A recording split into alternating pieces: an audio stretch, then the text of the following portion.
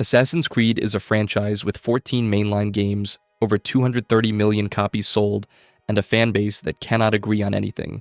So today I'm explaining and ranking every single mainline Assassin's Creed game from worst to best, and I guarantee at least one of these picks is going to make you angry.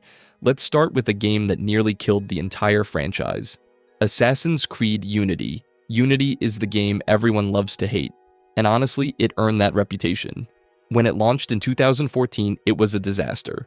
We're talking characters with no faces, frame rates dropping into the single digits, and a co-op mode that barely functioned. Players were furious. Ubisoft was so embarrassed, they gave away the Dead Kings DLC for free and actually stopped charging for the season pass entirely. But here's the thing, years later, something weird happened. Players went back to Unity and realized that underneath all those bugs was one of the most beautiful Assassin's Creed games ever made. The recreation of revolutionary Paris is stunning. The parkour is arguably the best in the entire series, and when Notre Dame caught fire in 2019, people literally pointed to Unity's model as a reference for how detailed that cathedral was. The community went from mocking this game to defending it almost overnight.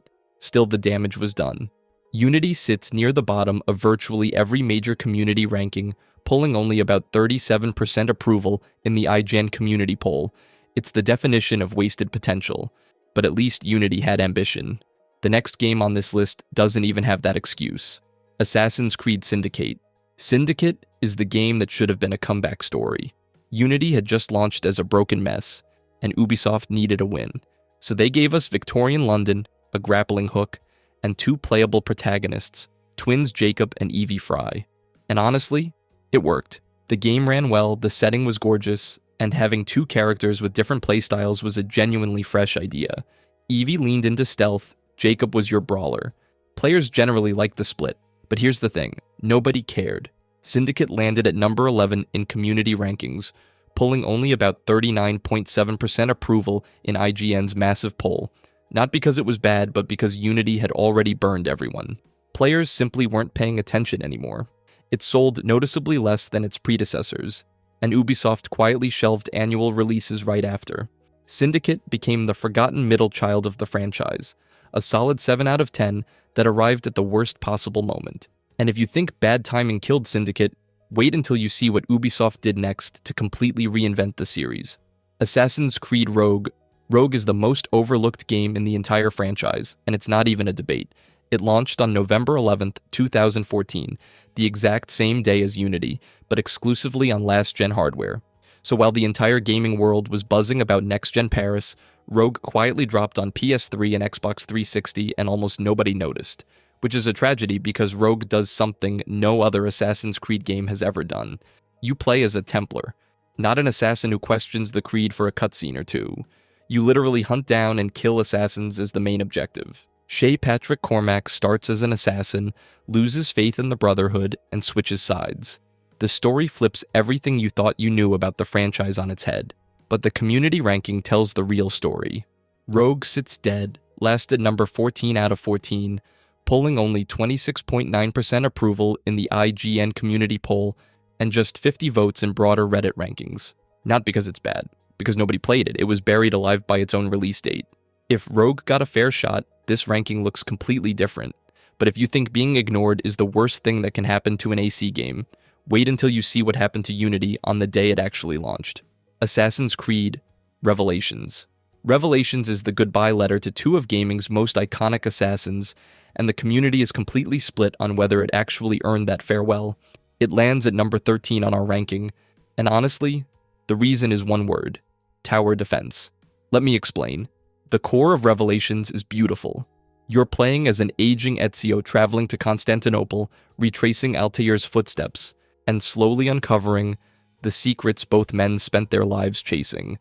The story threads connecting these two legends across centuries is genuinely some of the best writing in the entire franchise. And that final scene, where Ezio speaks to Desmond through the Apple of Eden, that moment alone still gives longtime fans chills over a decade later. But here's where it gets complicated. Ubisoft bolted on a tower defense minigame called Den Defense, and it is universally mocked. You're placing assassin units on rooftops to stop Templar waves, and it plays like a bad mobile game shoved into a AAA title. Nobody asked for it, nobody enjoyed it.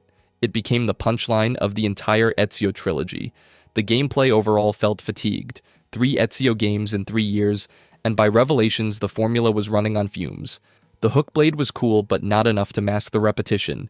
At just 13 hours for the main story, it's also the shortest in the trilogy. So you get this weird contradiction. The weakest gameplay in the Ezio saga wrapped around its most emotionally resonant ending. And that tension is exactly why the community can never agree on where Revelations belongs. But if you think franchise fatigue was a problem here, wait until you see what happened when Ubisoft jumped to colonial America, Assassin's Creed Mirage. Mirage was supposed to be the answer. After 3 massive RPG entries that had fans screaming for a return to classic Assassin's Creed, Ubisoft promised exactly that. A tight, stealth-focused experience set in 9th century Baghdad. No level gating, no dialogue wheels, no 100-hour map full of question marks. Just you, a hidden blade, and rooftops. And honestly, it half delivered. The stealth is solid. The parkour feels closer to the original games than anything since Brotherhood. Baghdad is gorgeous and dense, with some of the best infiltration spaces the series has seen in years. If you wanted a game that felt like classic AC, Mirage checks those boxes. But here's the thing, smaller and classic aren't the same word. The main story clocks in at around 15 to 20 hours, which is fine, except the narrative doesn't do enough with that time. Basim's arc feels rushed in places, and the side content is thin. A lot of players walked away feeling like they got a $50 expansion sold as a full game. The community landed Mirage at number 8 in our aggregated ranking, which feels right. It's not bad. It's just not the triumphant return to form people were hoping for. It proved Ubisoft could make a smaller AC game. It didn't prove they could make a great one. But if Mirage felt like it was playing things too safe, the next entry on this list had the opposite problem entirely. Assassin's Creed 3. This game had every reason to be the greatest Assassin's Creed ever made. New engine, new setting, the American Revolution. A protagonist with a deeply personal revenge story rooted in colonial genocide. On paper, Connor Kenway is one of the most compelling characters the franchise has ever written, but the community didn't feel it. Here's the thing, Connor is stoic, he's serious. He's angry for completely valid reasons. But coming off 3 games of Ezio's charm, wit, and charisma, players felt like they'd traded a sports car for a tank. Powerful, sure, but not fun to ride in. Connor's emotional register barely shifts across the entire game, and for a lot of players, that made a 30-plus hour campaign feel exhausting. And then there's the tutorial. Assassin's Creed 3 doesn't let you actually play as Connor for roughly the first 4 to 5 hours. You're stuck in a prolonged prologue that, while narratively interesting, kills the pacing dead. By the time you're finally free running through Boston, the game has already lost a chunk of its audience. But here's where it gets interesting. A C3 quietly introduced something that would change the entire franchise: naval combat. Those ship missions were a side feature nobody expected to care about, and they ended up being the best part of the game.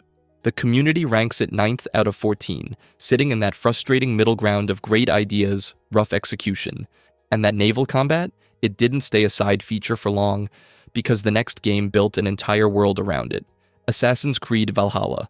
Valhalla is the game that proved you can sell millions of copies and still exhaust your entire fanbase. It launched in 2020, moved massive units, and became one of the best-selling entries in the entire franchise. By every commercial metric, Valhalla was a monster hit. But here's the thing. The game is enormous, and not in a good way. We're talking one of the longest Assassin's Creed games ever made, with a main story that drags well past the 50-hour mark and completionist runs pushing toward 150. At some point, more content stops being a selling point and starts being a threat. The Viking setting is genuinely great. England's countryside, the raids, the longship sailing up rivers to sack monasteries, all of that works. Eivor is a solid protagonist too, well-voiced, well-written, and surprisingly layered for a character whose main hobby is hitting people with axes. The community largely agrees on that front, but the bloat killed it. Players started strong and just stopped. Arc after arc after arc of territory, pledges that blurred together. Side content that felt like filler, because it was filler. The pacing issues weren't subtle. They were the defining experience for most people who played this game. Valhalla sits at number 7 in the community rankings, pulling a 48.6% approval in IGN's poll. That's the exact middle of the pack, which honestly tells the whole story. A game that did everything big but forgot that bigger isn't always better, And if Valhalla represents the peak of RPG era excess, the next entry represents the complete opposite reaction: Assassin's Creed Liberation. Here's a game that most people straight up forget exists, and honestly, that's a crime. Liberation launched in 2012 as a PlayStation Vita exclusive, which basically meant it was dead on arrival in terms of mainstream attention. But here's the thing, this game is historically significant for the entire franchise, because Aveline de Grandpré is the first female protagonist in Assassin's Creed history, and she's genuinely great. The setting is 18th century New Orleans during Spanish colonial rule. That alone makes it one of the most unique locations in the entire series.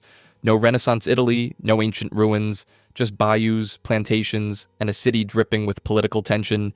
Aveline herself is a biracial woman navigating both high society and the Brotherhood, which leads to the game's most interesting mechanic, the persona system.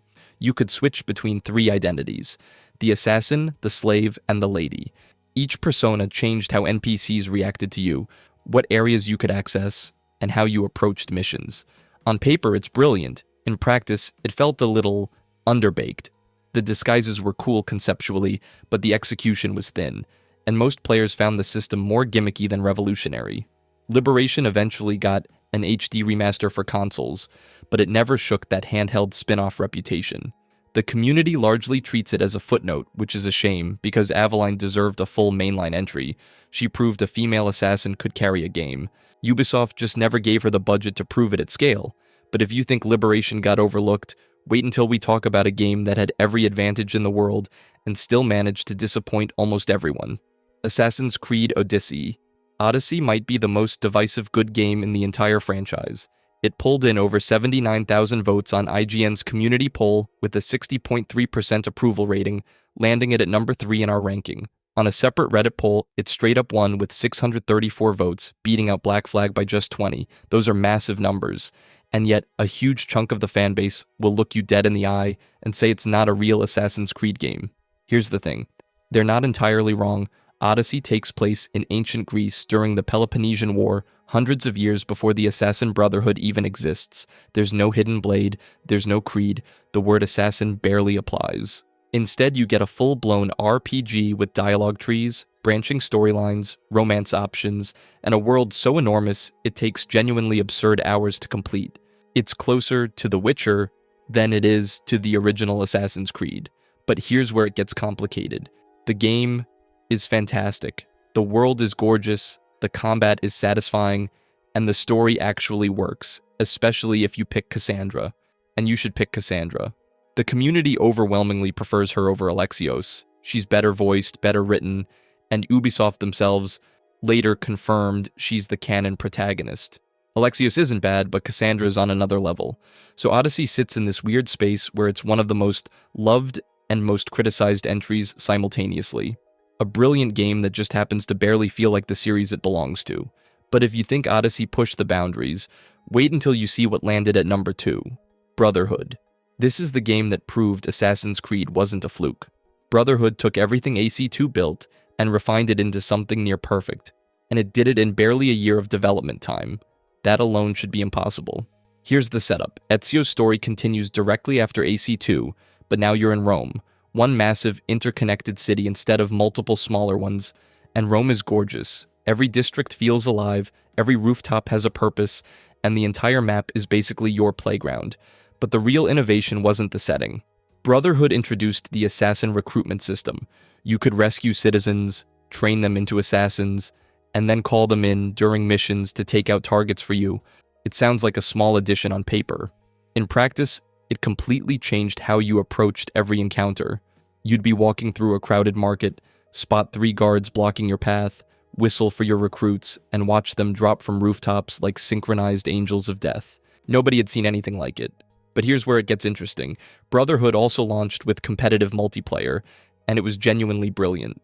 Instead of the typical deathmatch formula, you had to blend into crowds of NPCs who all looked identical to the players, hunt your target while avoiding your own pursuer, and stay calm under pressure. It rewarded patience over aggression. The community loved it so much that the multiplayer became a signature feature for the next several entries. Polygon ranked Brotherhood number 1 in the entire franchise. IGN's community poll put it 6th, but with 75,000 votes of approval.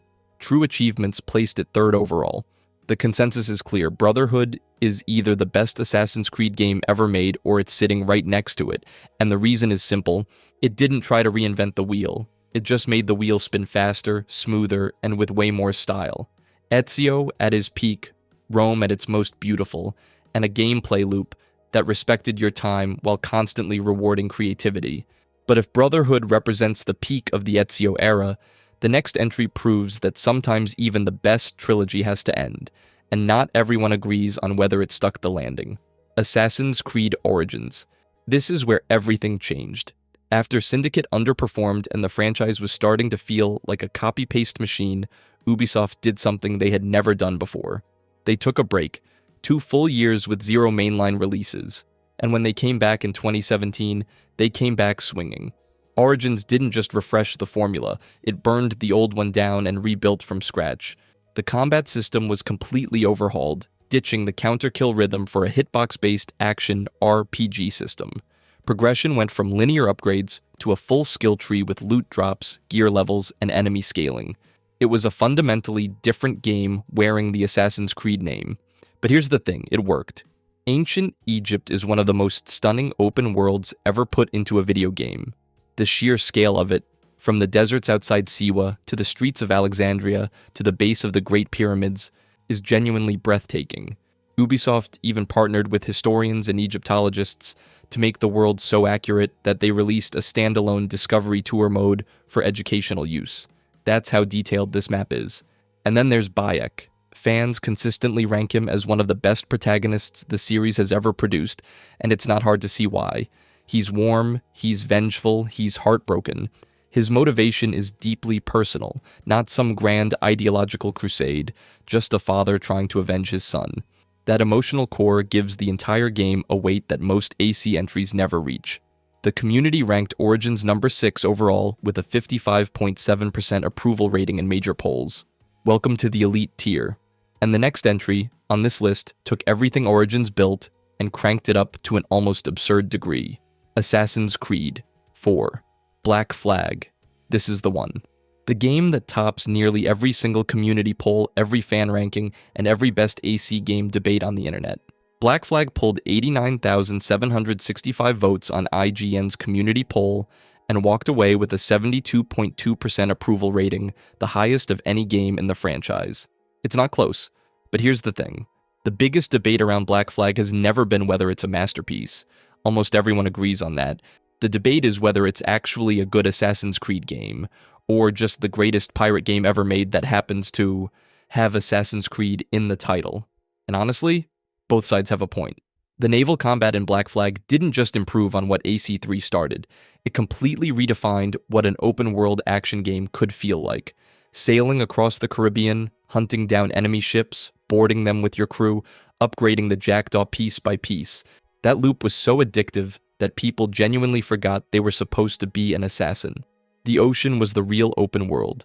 Every island, every shipwreck, every naval fort felt like a discovery. Players would spend dozens of hours just exploring the seas and never touch the main story. And then there's Edward Kenway. Unlike most AC protagonists who start as noble or duty-bound, Edward is a selfish, drunk pirate who only cares about gold. He's not an assassin by choice. He stumbles into the Brotherhood almost by accident. But that's exactly what makes his arc so compelling. Watching him slowly transform from a greedy privateer into someone who actually believes in something bigger than himself is one of the best character journeys in the entire series. He's charming, flawed, and genuinely fun to spend 40 hours with, which is more than most AC protagonists can say. Black Flag earns the number 1 spot, but if you think the top is settled, the next 2 entries are about to make a serious case for the throne. Assassin's Creed 2. This is the game that built the franchise, not the original. This one. Assassin's Creed 1 was a tech demo with a cool idea. Assassin's Creed 2 was the moment Ubisoft proved that idea could become one of the biggest series in gaming history. And it all starts with one character, Ezio Auditore da Firenze. Here's the thing about Ezio. He didn't just become the best protagonist in Assassin's Creed, he became the face of the entire franchise. Ask someone who's never played a single AC game to name an assassin and they'll say Ezio. The guy transcended the series, and the reason is simple. You watched him grow up. You were there when his family was murdered. You were there when he put on the robes for the first time. You were there when he went from a reckless teenager in Florence to a master assassin hunting down one of the most powerful men in Italy. That man was Rodrigo Borgia, a real historical figure who was so corrupt, so ruthlessly ambitious, that he literally became pope to consolidate power. The game takes that real history and weaponizes it into one of the best villain arcs the series has ever produced. Every assassination you carry out peels back another layer of his conspiracy, and by the time you're standing face to face with him in the Vatican, the payoff is massive. But the setting is what ties everything together. Renaissance Italy remains one of the greatest open worlds in gaming. Florence, Venice, the Tuscan countryside, every rooftop, every canal, every cathedral felt alive in a way that the original game's cities never did. The parkour was smoother. The combat had actual depth. The economy system, the villa upgrades, the hidden tombs, all of it gave players a reason to explore every corner of the map. A C2 didn't just fix what was broken in the first game, it rebuilt the entire foundation from scratch. Better missions, better pacing, better storytelling, better everything. It took a 66.3% approval rating in the IGN community poll, landing it firmly at number 2 on our list. And honestly, 15 years later, it's still the game people point to when they talk about what Assassin's Creed is supposed to be. But there's one game that managed to edge it out, and trust me, if you've been paying attention, you already know exactly which one it is. Black Flag. Here's the thing about Black Flag. It shouldn't work. You take an Assassin's Creed game, strip away most of the assassin parts, throw the player onto a pirate ship, and tell them to go rob the entire Caribbean. That sounds like a recipe for an identity crisis. But instead, it became the single most beloved entry in the entire franchise. And it's not even close. Black Flag dominates every major community poll. It pulled nearly 90,000 votes on IGN's ranking and came out on top with a 72% approval rate, beating every other game in the series. Reddit polls, first place. Twitter polls, first place. It doesn't matter where you look or who you ask. Edward Kenway's Pirate Adventure sits at number 1 with a gap so wide the second place entry can barely see it. But here's where it gets interesting. Black Flag isn't loved because it's a great Assassin's Creed game. It's loved because it's a great game that happens to have Assassin's Creed in the title. The naval combat, the open sea exploration, the boarding sequences, the shanties, the feeling of standing at the helm of the Jackdaw while a storm rolls in and your crew belts out lowlands away. None of that has anything to do with Hidden Blades or the Creed, and nobody cares. Edward Kenway isn't even an assassin for most of the game. He's a selfish, treasure-hungry pirate who stumbles into the Brotherhood's war and slowly, painfully earns his place. That arc, from greedy privateer to someone who actually believes in something, is one of the best character journeys the series has ever written. It doesn't hit you over the head with philosophy, it lets you live it. And the world itself is staggering. Dozens of islands, underwater shipwrecks, Mayan ruins, legendary ships that will absolutely destroy you if you're not ready. The Caribbean in Black Flag feels alive in a way that many of the later, bigger maps never managed to replicate. Bigger isn't always better. Black Flag proved that density and variety beat sheer scale every single time. Now the land missions, yeah, they're the weakest part. Tailing missions, eavesdropping, the usual Assassin's Creed filler that everyone complains about. Nobody pretends those sections are perfect, but the moment you're back on the water, none of it matters. The ocean gameplay is so good, it carries the entire experience on its back. That's what makes this ranking feel right. We started with Rogue, a game that tried to copy Black Flag's formula and couldn't capture the magic. We moved through experiments, reboots, RPG overhauls, and returns to form. 14 mainline games spanning nearly 2 decades, from the Third Crusade to feudal Japan. 230 million copies sold, a franchise that has reinvented itself more times than almost any other in gaming history. And after all of that, the community looked back at every single entry and said, the pirate one. The pirate one is the best. Sometimes the answer really is that simple. Black Flag took a franchise about ancient conspiracies and secret orders, threw it all on a ship, and sailed straight into first place. And 18 years after the original Assassin's Creed launched and changed open-world gaming forever, Edward Kenway is still standing at the helm. If you enjoyed this video and want to see more, click the video on the screen now.